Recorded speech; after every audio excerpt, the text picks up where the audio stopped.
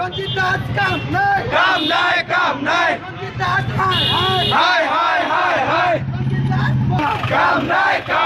প্রধানমন্ত্রী হাই চুই চলিছে আমার সংগ্রাম চলিছে প্রধানমন্ত্রী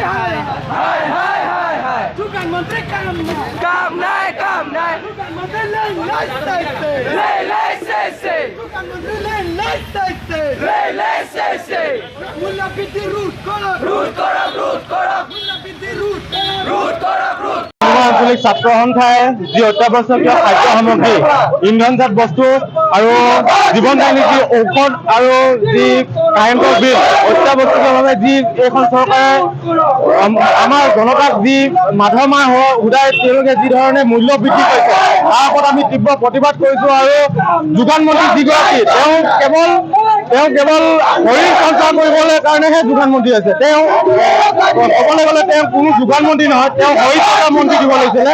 কেৱল তেওঁ অনলাইনত কিছুমান শৰীৰ চৰ্চা কৰা পোষ্ট দি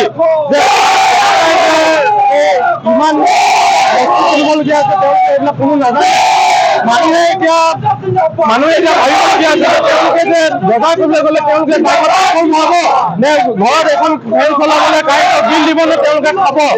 এইখন চৰকাৰে এনেকুৱা ধৰণৰ বাবে মূল্য বৃদ্ধি কৰিছে, মানুহ নোহোৱা হৈ গৈছে। আৰু তেওঁলোকে গম পাইছে এইবাৰ তেওঁলোকে যি ইলেকশ্যন আছে তেওঁলোকে গম পাইছে তেওঁলোকৰ অৱস্থা এনেকুৱা। মানুহ জ্ঞানী হৈছে, বুজি পাইছে। কেৱল আঁচনি এখন দি নিৰ্বাচনৰ আগত নিৰ্বাচনৰ পিছত অত্যাৱশ্যকভাৱে বস্তুৰ মূল্য বৃদ্ধি বঢ়াই দিব মানুহে ভুগিছে। আৰু অহা এইখন চৰকাৰে যে উফৰি যাব অসমৰ পৰা এয়া নিশ্চিত। আৰু আমি ডুমডুমা আঞ্চলিক ছাত্ৰ সন্থাই অতি শীঘ্ৰে তেওঁলোকে যি মূল্য বৃদ্ধি কৰিছে হ্ৰাস কৰক, অন্যথা ছাত্ৰসকলে ইয়াৰ পৰিণাম ভুগিবলৈ পাব। রঞ্জিতাজ কাম নাই রঞ্জিতাজ হাই প্রধানমন্ত্রী হাই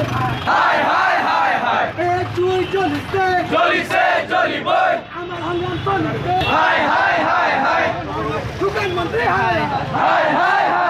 প্রধানমন্ত্রী কাম নাই প্রধানমন্ত্রী লাইসেন্সে প্রধানমন্ত্রী লাইসেন্সে মূল্যবৃদ্ধি রুট করো মূল্যবৃদ্ধি রুট করো আঞ্চলিক ছাত্ৰ সন্থাই যি অত্যাৱশ্যকীয় খাদ্য সামগ্ৰী ইন্ধনজাত বস্তু আৰু জীৱনদায়িনী যি ঔষধ আৰু যি কাৰেণ্টৰ বিল অত্যাৱশ্যকীয়ভাৱে যি এইখন চৰকাৰে আমাৰ জনতাক যি মাধৰ মাহ সুদাই তেওঁলোকে যি ধৰণে মূল্য বৃদ্ধি কৰিছে তাৰ ওপৰত আমি তীব্ৰ প্ৰতিবাদ কৰিছোঁ। আৰু যোগান মন্ত্ৰী যিগৰাকী তেওঁ কেৱল শৰীৰ সঞ্চাৰ কৰিবলৈ কাৰণেহে যোগান মন্ত্ৰী আছে। তেওঁ ক'বলৈ গ'লে তেওঁ কোনো যোগান মন্ত্ৰী নহয়, তেওঁ শৰীৰ চৰ্চা মন্ত্ৰী দিব লাগিছিলে। কেৱল তেওঁ অনলাইনত কিছুমান শৰীৰ চৰ্চা কৰা পোষ্ট দি ইমান বস্তু কিনিবলগীয়া আছে তেওঁলোকে এইবিলাক কোনো নাজানে। মানুহে এতিয়া ভাবিবলগীয়া আছে তেওঁলোকে যে বজাৰ কৰিবলৈ গ'লে তেওঁলোকে নহ'ব নে ঘৰত এখন ফেন চলাবলৈ কাৰেণ্টৰ বিল দিব নে তেওঁলোকে খাব। এইখন চৰকাৰে এনেকুৱা ধৰণৰ বাবে মূল্য বৃদ্ধি কৰিছে, মানুহ নোহোৱা হৈ গৈছে। আৰু তেওঁলোকে গম পাইছে এইবাৰ তেওঁলোকে যি ইলেকশ্যন আছে তেওঁলোকে গম পাইছে তেওঁলোকৰ অৱস্থা এনেকুৱা। মানুহ জ্ঞানী হৈছে, বুজি পাইছে। কেৱল আঁচনি এখন দি নিৰ্বাচনৰ আগত নিৰ্বাচনৰ পিছত অত্যাৱশ্যকভাৱে বস্তুৰ মূল্য বৃদ্ধি বঢ়াই দিব মানুহে ভুগিছে। আৰু অহা এইখন চৰকাৰে যে উফৰি যাব অসমৰ পৰা এয়া নিশ্চিত। আৰু আমি ডুমডুমা আঞ্চলিক ছাত্ৰ সন্থাই অতি শীঘ্ৰে তেওঁলোকে যি মূল্য বৃদ্ধি কৰিছে হ্ৰাস কৰক, অন্যথা ছাত্ৰসকলে ইয়াৰ পৰিণাম ভুগিবলৈ পাব।